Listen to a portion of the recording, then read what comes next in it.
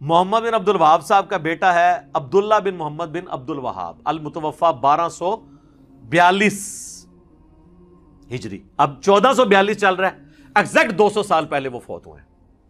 ان کی کتاب ہے سیرت الرسول، جس کے حوالے الرحیق المختوم میں بھی موجود ہیں۔ آلموسٹ 800 صفحوں کی یہ کتاب ہے، اس کا پی ڈی ایف ہماری ویب سائٹ پہ رکھا ہوا ہے، اور ہارڈ کاپی بھی آپ ہماری اکیڈمی میں رابطہ کر سکتے ہیں۔ آج کل اس کی وہ ختم ہوئی ہوئی ہیں، پرنٹنگ میں گئے ہوئے ہیں، انشاءاللہ پھر آپ کو مل جائے گا۔ اور یہ جیلم سے ہی چھپی ہے، دارالاسلام نے عربی میں چھاپی تھی، اردو ترجمہ ہی نہیں کیا، جیلم والوں سے ہو گیا، اب وہ پچھتا رہے ہوں گے کہ کیوں ہو گیا۔ اس میں اس کی خوبی یہ ہے کہ اس میں خلفائے راشدین کے اوپر بھی انہوں نے چیپٹر باندھے اینڈ پہ نا، تو مولا علی والا ذرا چیپٹر نکال لیں، اس میں کئی ایک حوالے ہیں، وہ آج ٹاپک نہیں، چونکہ اسی ٹاپک سب و شتم کو میں کور کر رہا ہوں، تو اس میں 797 نمبر پیج ہے، عربی میں بھی آپ کو مل جائے گا، اردو میں بھی حضرت علی والا چیپٹر بالکل اینڈ پہ۔ تو یہ جس کو کہتے ہیں نہیں ہم وہابی، ان کی وجہ سے، ویسے تو کہتے ہیں اللہ کی وجہ سے، اللہ کی وجہ سے نہیں، وہ انہی کی طرف منسوب کیا جاتا ہے، ویسے وہ بھی غلط ہے، کیونکہ ان کا نام تھا محمد بن عبد الوہاب اور یہ ان کا بیٹا ہے عبداللہ۔ وہ لکھتے ہیں بنو امیہ ان کی تنقیص اور ان کے بارے میں نازیبا الفاظ استعمال کرتے رہے، مگر اس سے علماء کے دل میں ان کی محبت بڑھ گئی، مولا علی کی، اور قدر و منزلت میں اضافہ ہو گیا۔ عمر بن عبداللہ بن زبیر کہتے ہیں رحمہ اللہ تعالی، بنو امیہ 60 سال تک ان کو گالیاں دیتے رہے، مگر ان کا کچھ نہ بگاڑ سکے، بلکہ ان کی شان پہلے سے بھی بلند ہو گئی۔ دین نے ایک عمارت کھڑی کی جس کو دنیا نے گرانے کی کوشش کی، دنیا کچھ نہ بنا سکی، اور جو کچھ بنایا اس کو بھی منہدم کر دیا۔ یعنی مولا علی سے جو ٹکرایا وہ خود ہی بدنام ہوا ہے۔ آپ دیکھ لیں، بنو امیہ نے 60 سال تک لعنت کی ہے نا، 1400 سال سے لعنتیں کھا رہے ہیں۔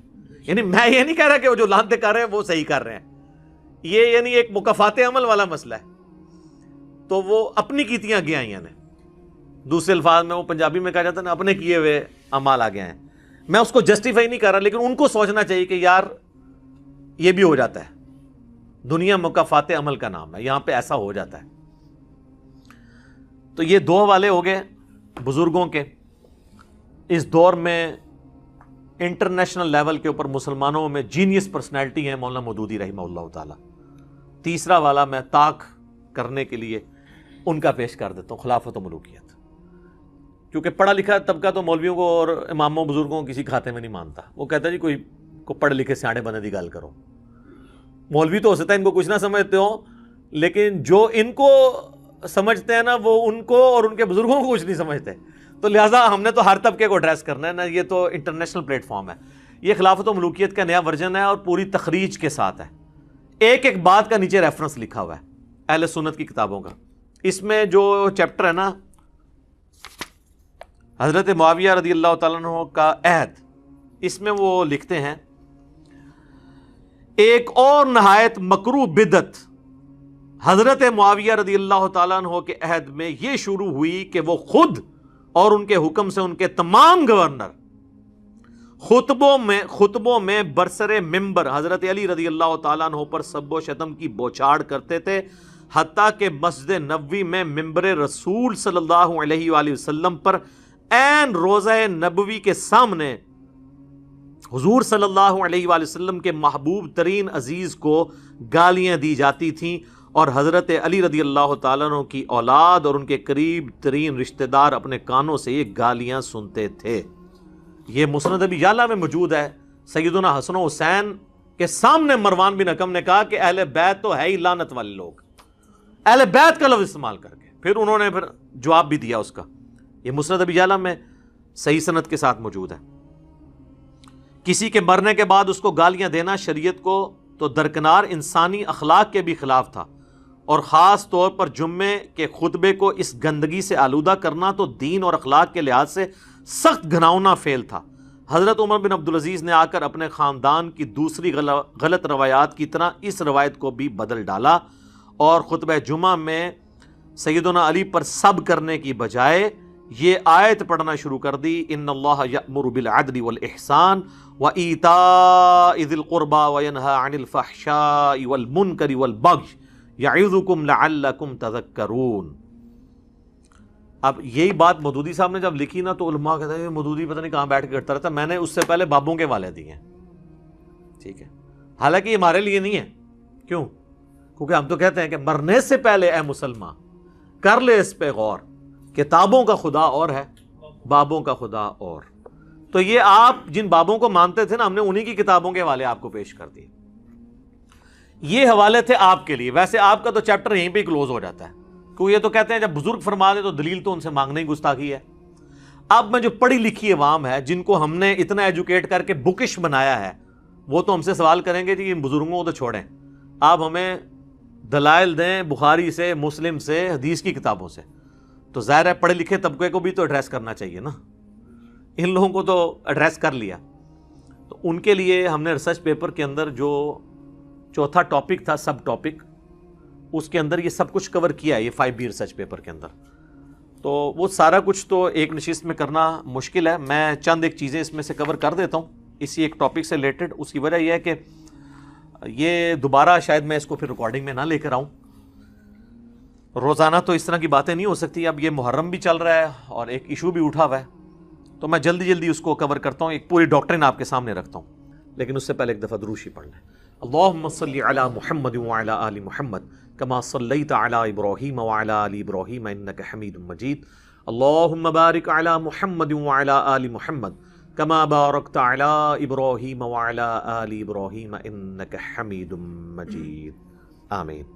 سب سے پہلے تو بخاری اور مسلم کی وہ حدیث کہ نبی صلی اللہ علیہ وآلہ وسلم نے فرمایا کہ میرے صحابہ کو گالی مت دو. اچھا, یہ لفظ صحابہ بھی بول سکتے ہیں, صحابہ بھی بول سکتے ہیں. عربی میں یہ دونوں مستعمل ہیں, زیر کے ساتھ بھی زبر کے ساتھ. اگر تم احد پہاڑ کے برابر سونا بھی خیرات کر دو, میرے صحابی نے جو ایک مد 600 گرام آلموسٹ آدھا کلو خیرات کیا تھا, تم اس کو بھی نہیں پہنچ سکتے, اس کے آدھے کو بھی نہیں پہنچ سکتے. احد پہاڑ کئی کلومیٹرز پہ پھیلا ہوا وہ سونے کا ہو اور تم اللہ کی راہ میں خرچ کرو اور میرا صحابی ایک پاؤ بھی گندم خیرات کر دے, وہ وزنی ہے, کیونکہ اس نے نبی علیہ السلام کا ساتھ دیا مشکل وقت میں. اب اسی حدیث کا ایک تلخ پہلو ہے کہ یہ حدیث بھی یہ لوگ آدھی پیش کرتے ہیں, یہ اس قابل ہی نہیں ہے کہ یہ حدیث بھی پوری پیش کر سکیں, کیونکہ اس میں قیامت مضمر ہے. یہ پوری حدیث صحیح مسلم کے اندر ہے. بخاری میں اس کا نمبر ہے 3673, مسلم میں 6488. اس میں الفاظ ہیں, ابو سعید خدری کہتے ہیں ایک دفعہ جھگڑا ہوا تو حضرت خالد ابن ولید نے جذبات میں آ کے عبد الرحمن بن عوف کو گالیاں دے دی. نبی علیہ السلام تک شکایت پہنچی تو آپ نے حضرت خالد ابن ولید کو ڈانٹا کہ تم میرے صحابہ کو گالی مت دو. اب تم لوگ اگر احد پہاڑ کے برابر سونا بھی خیرات کر دو نا, عبد الرحمن بن عوف کا مقابلہ نہیں ہو سکتا. یہ تو بعد میں صحابہ جو بنے تھے ان کو کہا گیا کہ آپ بڑے سینئر صحابہ کو برا نہ کہو. ہم لوگوں کو تو آٹومیٹکلی پہنچ گیا یہ میسج, لیکن جہاں طویل خاص کے اعتبار سے تھا وہ انہوں نے آدھا پیش کیا, آدھی حدیث میرے صحابہ کو گالی مت دو. وہی بات ہے علماء یہود والا کردار, افتؤمنون ببعض الکتاب. یہ حدیث کا حصہ کیوں انہوں نے چھپایا؟ اس لیے چھپایا کہ اگر یہ حصہ سامنے آتا تو لوگوں نے سوال کرنا تھا کہ یہ نبی علیہ السلام نے تو صحابہ کو ہی منع کیا تھا کہ سینئر صحابہ کو گالی نہیں دینی, تو جو سینئر 3 صحابی ہیں خلفائے راشدین میں سے مولا علی, ان کو جو سب و شتم کرے گا اس کے بارے میں پھر شرعی حکم کیا ہوگا؟ ویسے پبلک کو انہوں نے کرایا صحابہ کو گالی دینے والا کافر ہے, ہماری ویڈیو سے پہلے. اب کہتے ہیں نہیں وہ گناہ کبیرہ ہے. اب کیوں نہیں کفر رہا؟ کیونکہ ان کو پتا چلا کہ تو کفر کہاں تک جائے گا. جن کو بچانے کے لیے سب کچھ کر رہے ہیں سب سے پہلے ان پہ لوٹے گا کفر, تو انہی کو بچانے کے لیے انہوں نے حدیث بھی آدھی بیان کی. تو انو میرے صحابہ کو گالی مت دو, آندھا کو مولوی بیان کریں, ان کو پوری حدیث پڑھ, صحیح مسلم 6488. صحیح بخاری میں ایک حدیث ہے, اما عائشہ کہتی ہیں 1393 نمبر حدیث کہ نبی علیہ السلام نے فرمایا مردوں کو گالی مت دو, وہ اپنے انجام کو پہنچ چکے. یعنی جو بندہ مر گیا نا, آپ اس کو گالی نہیں دے سکتے, کیونکہ آپ تو اللہ کے پاس جا چکے ہیں. اچھے اعمال کیے تو ان کا فائدہ مل رہا ہوگا اور برے اعمال کو بھگت رہا ہوگا. یہ میں نے ایک پورا مقدمہ بنایا ہے ایک بعد کے ٹاپک کے لیے, یہ احادیث جمع کر کے, تاکہ آپ کو پتا چلے کہ اگر سیدنا علی رضی اللہ تعالیٰ عنہ فوت ہو گئے تھے تو اس کے بعد تو ان پہ سب و شتم کرنا اس سے بڑا جرم تھا. دیکھیں زندگی میں آپ اختلاف رائے میں جذباتی ہو کے ایک دوسرے کو گالی بھی دے سکتے ہیں. صحیح بخاری اور مسلم دونوں میں آتا ہے. مسلم میں ذرا ڈیٹیل ہے, حضرت عباس اور حضرت علی کا جھگڑا ہوا جو اکثر ناسبی پیش کرتے ہیں. ان کے پاس رہنے کو ایک ہی بات رہ گئی ہے. تو حضرت عباس جذباتی ہو گئے اور ظاہر چچا بھی لگتے تھے حضرت علی کے. انہوں نے حضرت علی کو کچھ نازیبا الفاظ بول دیے. وہ کہتے ہیں دیکھیں جی یہ تو بنو ہاشم کے اندر سے سلسلہ شروع ہوا ہے جو ہے صحابہ پہ سب و شتم کرنے کا. ایک واقعہ پکڑا ہوا ہے. یہ تو آمنے سامنے جھگڑا ہوا, یہ تو معاملہ ہی اور ہے. مرنے کے بعد آپ کا غصہ ہی ٹھنڈا نہ ہو, آپ 60 سال تک گالیاں نکالتے رہیں, تو اس پہ تو آپ کو ذہنی مریض ہی کہا جا سکتا ہے. اور لوگ یہ بھی کہتے ہیں یار وہ جب تلواریں اٹھ گئی تو گالی تو پھر چھوٹی چیز ہے. نہ سر, تلواروں کے مقابلے میں گالی چھوٹی چیز اس وقت ہے جب دو بدو ہو, جب ایک بندہ مر جائے. مرنے کے بعد تو دشمن کا بھی ذکر لوگ طریقے سے کرتے ہیں. مرنے کے بعد ممبروں پہ مسجد کے اندر اس پہ لانتیں کروائی جائیں تو یہ اس کے خلاف تلوار اٹھانے سے بڑا جرم ہے. یہ تو آپ کے خود اپنے نفسیاتی مریض ہونے کا ثبوت ہے اور اخلاقیات کے ایک پست ترین لیول پہ ہونے کا ثبوت ہے اگر آپ یہ حرکت کرتے ہیں. تو یہ اپنے ویٹیج میں اس سے بڑا جرم ہے تلوار اٹھانے سے. وہ تو ایک واقعہ ہوا, وہ تو صحیح مسلم میں حدیث ہے, چچا باپ کی مثل ہوتا ہے. تو حضرت علی کے باپ کی حیثیت سے تھے حضرت عباس. باپ اگر اپنے بیٹے کو غصے میں گالی دے لے اور ایک دفعہ دے لے, یہ تو نہیں کہ حضرت عباس جو ہے وہ روزانہ ممبر پہ چڑھ جاتے تھے اور حضرت علی پہ سب و شتم کرتے تھے, پھر آگے ان کی اولاد بھی وہ حضرت علی کی وفات کے بعد بھی اپنے باپ کے اس واقعے کو یاد کر کر کے تو جناب ممبروں پہ لعنت کیا کر. نعوذ باللہ, یعنی وہ کہانی کرائیں جو آپ ایکسیپٹ کریں. اس لیے دیکھیں پڑھا لکھا طبقہ کہتا ہے یار علماء میں تو کامن سینس بھی نہیں ہے. پھر کہتے ہیں علماء کی عزت نہیں ہے. یار آپ اپنی عزت کروائیں نا. تو یہ دو چیزوں کو آپ مکس کرتے ہیں. میں ساتھ ساتھ نا ہر چیز کلیئر کر رہا ہوں. کوئی چیز رہ گئی نا آپ نے اینڈ پہ مجھے یاد کرا دیں, تسی بھی بڑے ایکسپرٹ ہو. تو میں کوشش کریں کوئی شہر ہوئے نا کوئی دوبارہ تو ریکارڈنگ نہیں میں نے کروانی. اچھا, بخاری اور مسلم دونوں میں حدیث ہے. بخاری میں 6788, مسلم میں 4410. ایک فاطمہ نامی عورت کی چوری کا مقدمہ حضور کے پاس آیا. لوگوں نے سفارش کے لیے اسامہ بن زید کو بھیج دیا. اونچے خاندان سے تھی. نبی الاسلام کو جلال آیا, آپ نے مسجد میں ممبر رکھا اور آپ نے خطبہ دیا. آپ نے فرمایا تم سے اگلی قومیں اس لیے ہلاک ہوئیں کہ ان کے اشرافیہ کے لیے الگ قوانین اور عام لوگوں کے لیے الگ ہوتے تھے. اللہ کی قسم میری بیٹی فاطمہ بھی چوری کرتی تو میں اس کے بھی ہاتھ کٹواتا. یہ نبی الاسلام نے بتایا کہ جب کوئی جرم کرے گا نا, پھر یہ نہیں دیکھا جائے گا کہ وہ فاطمہ بنت محمد ہے یا وہ عام فاطمہ ہے. جو جرم کرے گا وہ مجرم ہوگا. تو اگر سیدہ فاطمہ کے بارے میں نبی الاسلام یہ بات کہہ رہے ہیں تو جو لوگ فتح مکہ پر معافی مانگ کر مسلمان ہوئے یا طلقاء ہیں, اگرچہ وہ صحابی ہیں, ان کا مرتبہ تو بہت نیچے ہے نا سیدہ فاطمہ کے مقابلے میں. وہ اگر کوئی غلط چیز کریں گے تو نبی الاسلام کا حکم ان پہ بھی ہے, جسے فٹ اسے گفٹ. اس سے بھی بڑھ کر جامعہ ترمذی کے اندر حدیث موجود ہے 824.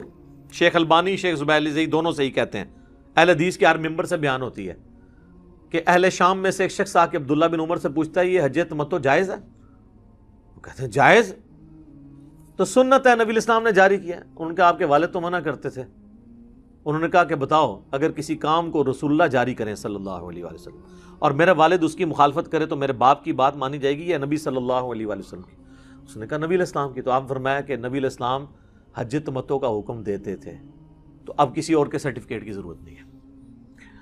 اب آج بھی داؤد ورڈ بائی ورڈ اس حدیث کو سنیں.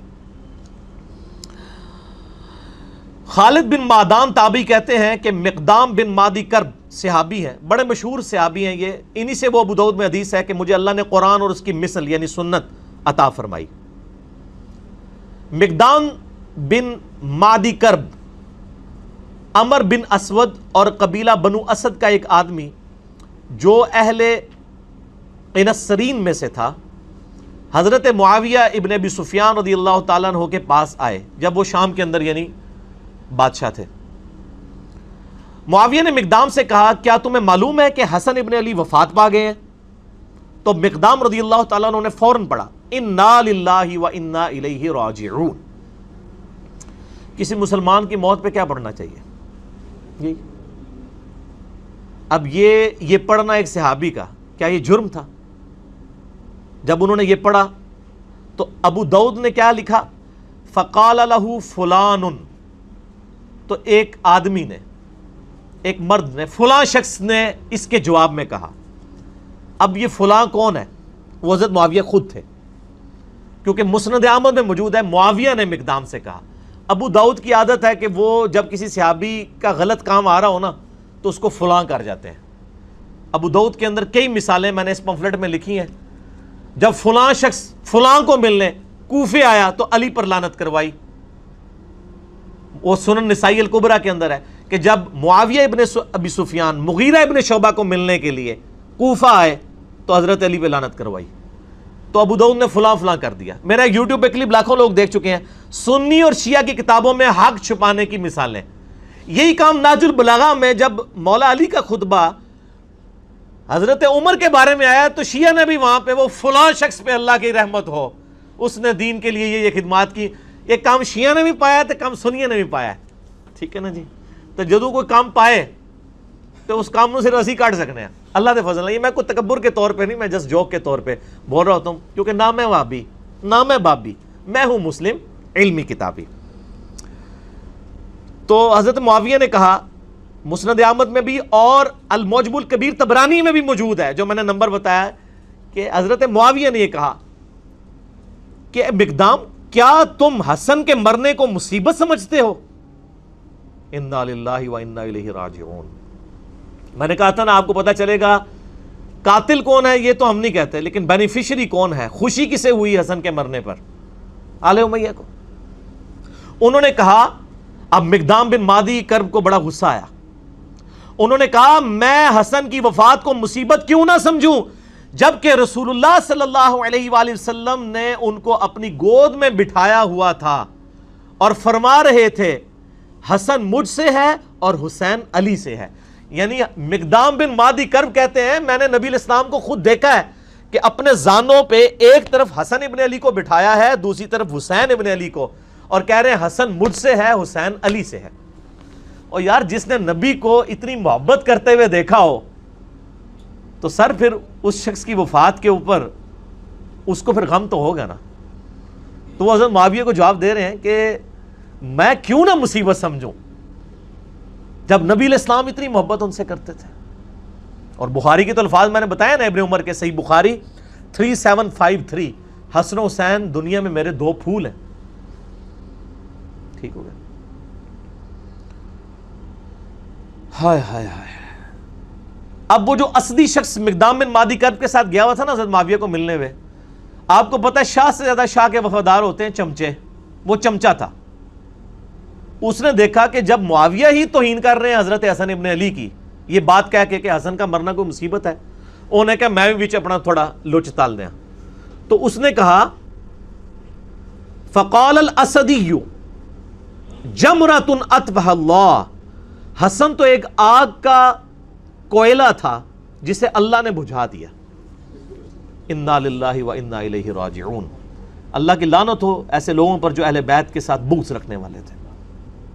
صحیح مسلم میں حدیث ہے، علی سے محبت نہیں رکھے گا مگر مومن، علی سے بغض نہیں رکھے گا مگر منافق. صحیح مسلم 240.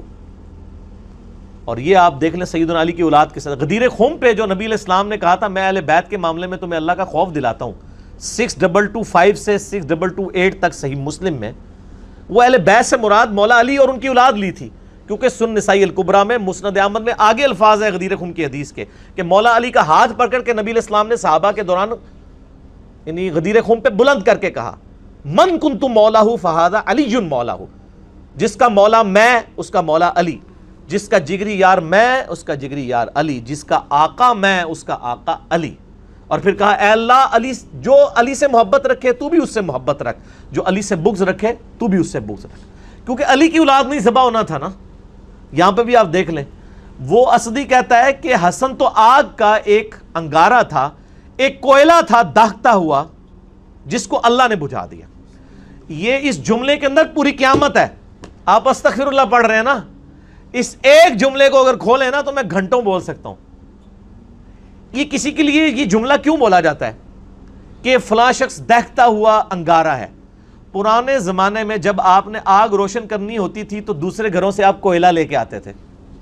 کوئلے کے اندر ہلکی سی آگ چل رہی ہوتی ہے. وہ آگ لا کے جب آپ لکڑیوں میں رکھتے ہیں تو لکڑیاں بھڑک اٹھتی ہیں.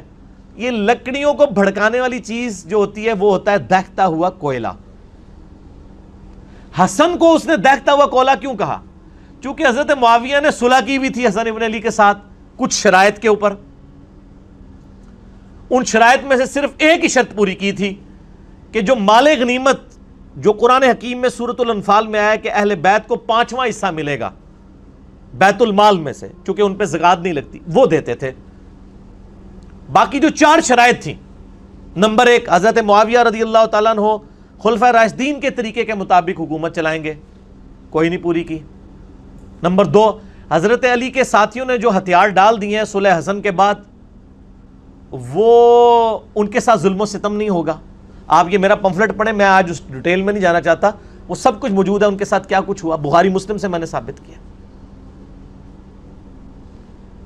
نمبر 3 ممبروں کے اوپر جو سب و شتم کا سلسلہ جاری ہے حسن ابن علی کے والد علی ابن ابی طالب پہ، وہ ختم کروایا جائے. وہ چلتا رہا. صحیح مسلم میں ہے 6229 نمبر حدیث، مولا علی پہ لعنت کے الفاظ کے ساتھ لعنت کی جاتی تھی آل مروان کی طرف سے. اسی طریقے سے حضرت معاویہ اپنے بعد امت کو شورا پہ چھوڑیں گے، اپنے بیٹے کو نامزد نہیں کریں گے. لیکن وہ بھی آپ بخاری اٹھا کے 4827 نمبر حدیث 4827 دیکھ لیں، صحابہ نے مخالفت کی، انہوں نے زبردستی کیا.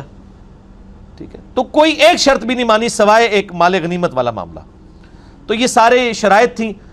اب یہ شرائط جب کوئی بندہ پورا نہ کر رہا ہو تو جس سے صلح ہوئی ہو اس سے ڈر تو لگا رہتا ہے نا کہ کہیں یہ بھی اپنا صبر کا پیمانہ اس کا لبریز ہو اور یہ دوبارہ سے خلافت کے لیے کوئی تحریک اٹھا دے. جو جب تحریک اٹھائے گا تو تحریک اٹھانے والا جو شخص ہے وہ ایک دہتا ہوا کوئلہ ہوگا جس سے آگ بھڑک سکتی ہے، خلافت راشدہ دوبارہ سے چڑھ سکتی ہے. اب آپ کو اس جملے کی گہرائی پتہ چلی. حسن ایک دہتا ہوا کوئلہ تھا جسے اللہ نے بجھا دیا. انہوں نے کہا شکر ہے ختم ہوا ہے، ہوں اسی اپنی مرضی نال کام ٹور کے رکھاں گے. سمجھ آئی آپ کو؟ اب یہ جب گفتگو ہو رہی ہو کسی صحابی کے سامنے، یہ کسی وہابی کے آگے نہیں ہو رہی تھی، یہ صحابی کے آگے بات ہو رہی تھی، نہ کسی بابی کے آگے ہو رہی تھی. بابی بابوں کا دفاع کرتے ہیں، وہابی اپنے وہ بادشاہوں کا دفاع کرتے ہیں.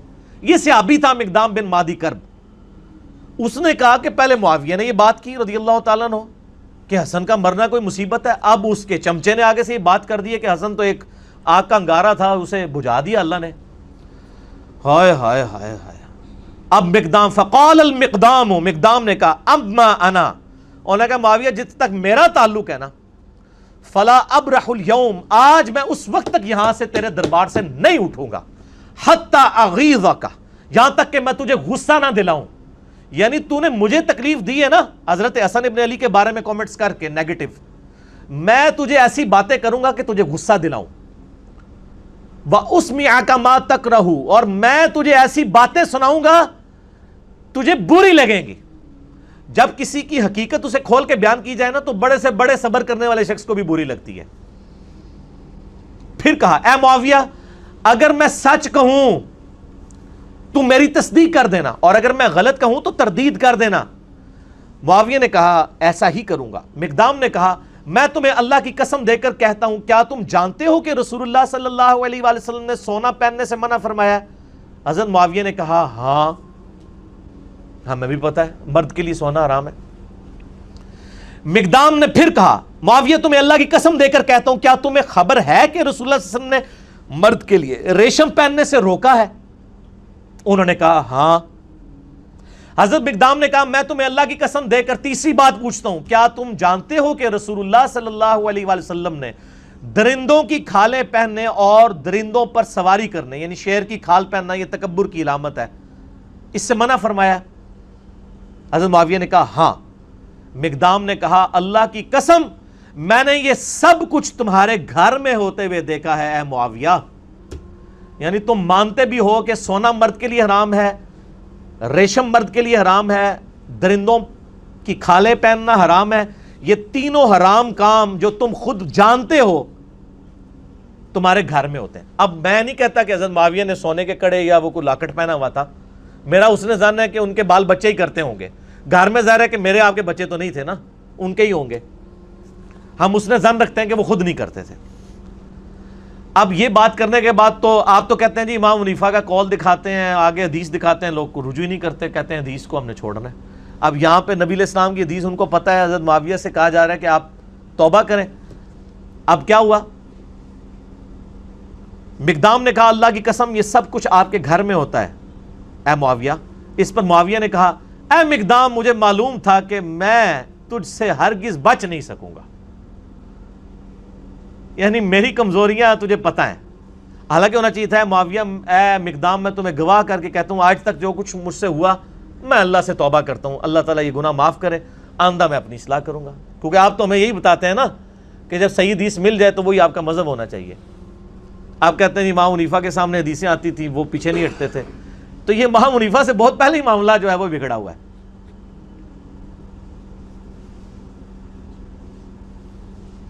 مجھے پتا تھا میں گلے نہیں تیرے کو جیت سکتا. اے منو بھی کہہ رہے ہوندے نے او علی دی زبان بڑی لمبی ہے.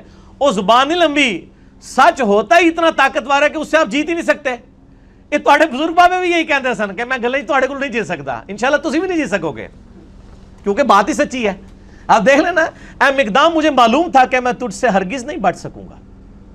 خالد بن معدان نے بیان کیا کہ پھر حضرت معاویہ رضی اللہ تعالیٰ نے مقدام کے لیے اس قدر انعام کا حکم دیا. انہوں نے کہا جی بیت المال میں سے لا کے ذرا مال دو. بادشاہ آپ کو پتہ ہے نا وہ جب کسی کو خوش کرنا چاہتے تھے تو مال دیتے تھے. تو مقدام بن مادی کرب کو انہوں نے کہا اس کو انعام دو اور ان کے دوسرے ساتھیوں کو بھی دو. چنانچہ حضرت مقدام کو جب مال دیا گیا تو انہوں نے اپنے ساتھیوں میں وہیں تقسیم کر دیا. حضرت معاویہ نے گفٹ دیا, انہوں نے تحفہ سنت کے مطابق قبول کر لیا, لیکن وہ آج کل مولویوں والی سنت نہیں سی کہ لے کے بوجھ پا لیندے. نبی علیہ السلام کو بھی جو گفٹ آتے تھے آپ قبول کرتے تھے, صحابہ میں ہی بانٹ دیتے تھے. تو مقدام بن مادی کرب کو جتنی رقم حضرت معاویہ نے اس وقت دی بیت المال میں سے, انہوں نے لے کے ادھر ہی غریبوں میں تقسیم کر دی. سچا بندہ جو ہے اس کو کسی کی پرواہ نہیں ہوتی ہے, وہ بینیفیشری نہیں ہوتا کسی کا, اس کی روٹی روزی دین کے ساتھ نہیں جڑی ہوتی. چنانچہ مقدام نے اپنے ساتھیوں میں سے تقسیم کر دیا, مگر اس اسدی نے جو کچھ وصول کیا وہ کسی کو کچھ نہ دیا. اور جنہیں کیا سی نا حسن آگ کا انگارہ ہے, اس کا کریکٹر بھی نقل کر دیا امام داؤد نے, اس نے کسی کو کوئی چیز نہیں دی. ٹھیک ہو گیا, وہ ظاہر ہو گیا ہی مال لینڈ سی. بعد میں جب حضرت معاویہ کو یہ خبر پہنچی کہ مقدام نے سب کچھ اللہ کی راہ میں خیرات کر دیا, تو حضرت معاویہ نے کہا مقدام کھولے ہاتھ کے سخی آدمی ہے اور اسدی اپنے مال کی خوب حفاظت کرنے والا ہے. یعنی حضرت معاویہ کو جب بتایا گیا نا کہ انہوں نے باہر نکلتے ہی آپ کے لوگوں میں ہی مال تقسیم کر دیا ہے, تو حضرت معاویہ نے بھی تعریف کی حضرت مقدام بن مادی کرب کی. ان کو گستاخ صحابہ اور رافضی نہیں کہا مقدام کو, ان کا یار گل تو صحیح کی تھی انہیں. تسی بھی مان جاؤ میں گلا صحیح کرنا بھائی, ناراض نہ ہویا کرو. اچھا اس کی شرح جو ہے دارالاسلام نے لکھی ہے بھائی, میں نے نہیں لکھی. اور دارالاسلام میں بھی شیخ زبیر صاحب نے نہیں لکھی ہے. شیخ زبیر صاحب نے صرف حدیثوں پہ صحت کا حکم لگایا, جو شرح ہے وہ دوسرے علماء نے لکھی ہے.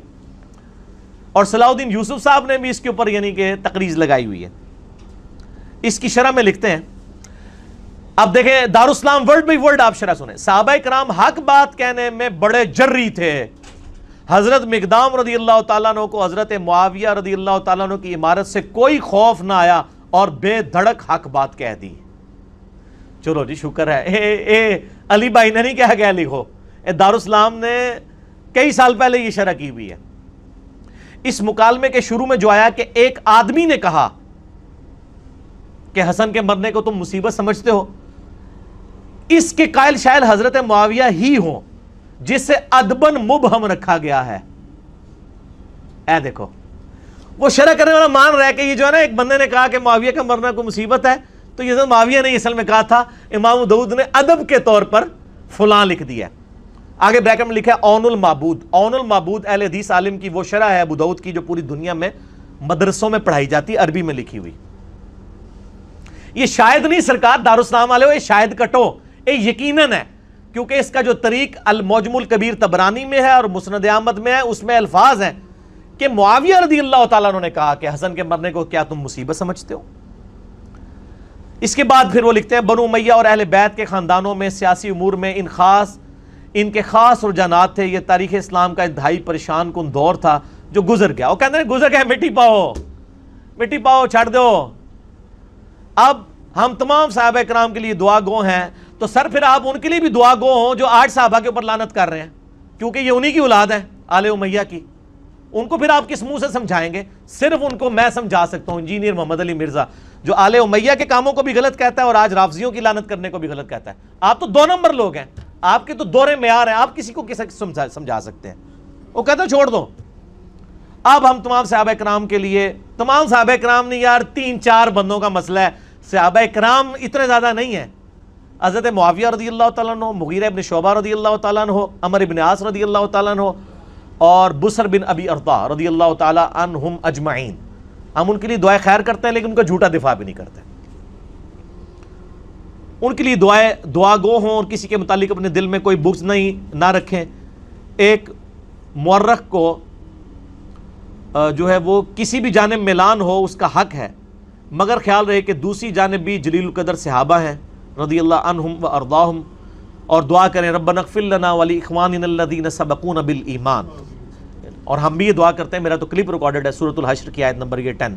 ہم دعا کرتے ہیں کاش جن کے لیے ہم دعائیں کر رہے ہیں انہوں نے بھی مولا علی کے لیے دعائیں کی ہوتی, ممبروں پر مولا علی پہ لعنت نہ کروائی ہوتی. اس کا مطلب ہے اللہ کے فضل سے ہمیں تو توفیق ہے, ان کو یہ توفیق نہ مل سکی. صحیح مسلم 6229, لعن اللہ ابا التراب نعوذ باللہ. آل مروان صحابہ کرام کو ممبروں میں بلا کے کہتے تھے ابو تراب پہ لعنت کرو, نعوذ باللہ. درندوں کی کھالیں اور ان کی گدیاں استعمال کرنا جائز نہیں ہے, اور ایسے ہی مردوں کے لیے سونا اور ریشم بھی مباح نہیں. حضرت معاویہ رضی اللہ تعالیٰ کے متعلق جو ذکر ہوا, ان کے گھر میں ریشم اور درندوں کی کھالیں اور سونا استعمال ہوتی تھی, تو شاید فرامین رسول کی وہ کوئی تعویل کرتے ہوں. دیکھو یہ وہی ہے جس طرح وہ تفسیر عثمانی میں لکھا ہے نا کہ قرآن میں آیا کہ بچے کی دودھ چھڑانے کی عمر 2 سال ہے, اور امام حنیفہ فرماتے ہیں 2.5 سال ہے. شاید امام حنیفہ کے پاس بھی کوئی دلیل ہو. یہ وہی ہے, او پائی سارے ہی کو کچھو, نہ میں وابی نہ میں بابی, میں ہوں مسلم علمی کتابی. آپ یہ دیکھ لیں بابی ہیں, یہ پریکٹیکلی یہ بھی بابی بنے ہوئے ہیں. دارالاسلام والے بجائے یہ لکھنے کے کہ انہوں نے غلط کام کیا, وہ کہتے ہیں انہوں نے تعویل کر لی ہوگی. دنیا میں ہر شخص اپنے جرم پہ پردہ ڈالنے کے لیے نا تعویل ہی کرتا ہے. ظاہر ہے جنہوں نے عمار ابن یاسر کے قتل کے اوپر تعویل کر لی کہ یہ علی ہے قاتل, نہ علی لے کے آتا تو نہ قتل ہوتا, ماریا خود. تو پھر مولا علی نے فرمایا کہ پھر حمزہ کا قاتل کیا نبی علیہ السلام تھے؟ نہ عہد میں لے کے جاتے نہ حمزہ قتل ہوتا. پھکی دی تھی, مولا علی بھی پھکیاں دیندے سن. الزامی جواب, اینٹی وینم, لاجیکل آنسر. بال یہ ٹاپک لادا ہو جائے گا. تو یہ میں نے شرح بھی بیان کر دی اور شرح بھی بیان کر دی. باقی میں اب اس ٹاپک کو کتنا یعنی اور کھول کے بیان کروں. آپ ریسرچ پیپر 5B پڑھیں, سب کچھ آپ کو ملے گا. میرے 2 لیکچر ضرور سنیں. ایک لیکچر ہے جس میں میں نے اہل تشیع کا مقدمہ اہل سنت کی عدالت میں پیش کیا ہے, مسئلہ نمبر 101, صحیح مسئلہ خروج, خلافت و ملوکیت صحیح مسئلہ خروج اور فکر حسین حق پرستی کی علامت ہے. اہل سنت پاک.com پہ, یوٹیوب پہ جا کے لکھیں 101 مسئلہ, کھل جائے گا. اس میں نے اہل تشیع کا مقدمہ اہل سنت کی عدالت میں پیش کیا, جس ایسی مسجد میں جہاں پہ آدھے شیعہ بیٹھے ہوئے تھے, آدھے سنی, اور سنی بھی تینوں بریلوی دیوبندی اہل حدیث. اور دوسرا لیکچر ہے مسئلہ نمبر 162A, خلافت راشدہ کے 30 سال شیعہ کی کتاب نہج البلاغہ سے مولا علی علیہ السلام کے 5 خطبات کی روشنی میں, جس میں نے اہل سنت کا مقدمہ اہل تشیع کی عدالت میں پیش کیا ہے. لاکھوں لوگ یہ ویڈیوز, اس کے کلپس دیکھ چکے ہیں. آج میں ڈیٹیل میں نہیں جاؤں گا. آپ 5B ضرور پڑھیں, اہل سنت پاک.com سے ڈاؤن لوڈ کریں. ہارڈ کاپی منگوانی ہے عثمان بھائی کو صبح 9 سے لے کر 9:45 بجے تک, اور شام کو عصر سے مغرب تک پاکستان ٹائم کے مطابق کال کریں. تمام ریسرچ پیپرز فری ڈاک میں آپ کے گھر بالکل مفت پہنچیں گے. ان کا نمبر, موبائل نمبر نوٹ کر لیں, +923215900162, اور پاکستان میں کریں گے تو 032159000162. ہارڈ کاپی بھی آپ کو یہ 200 احادیث کی انشاءاللہ مل جائے گی.